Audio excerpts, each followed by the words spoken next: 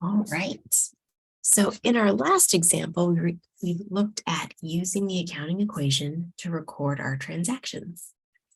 And we did that by just using plus and minuses, right? To see what the net impact would be to cash, for example. And then we could just add it up to see what that net impact is.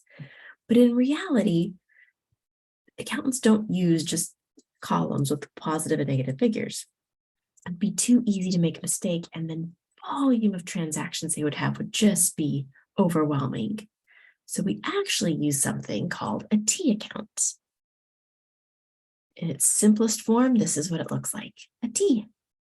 The T account consists of 3 elements: the account title,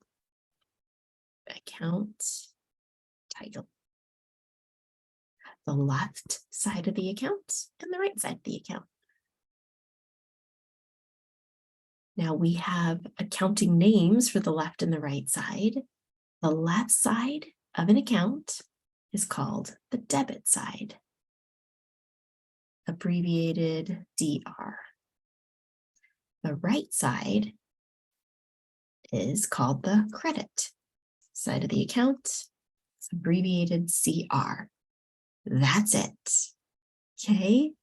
In accounting, debit means left. Credit means right. That's it. It's difficult because you guys have, already preconceived notions of what those terms mean. You've heard the term credit card, a debit to your account, a credit to your account. So you already kind of are familiar with those terms, but not in the way that we're going to use them in this class.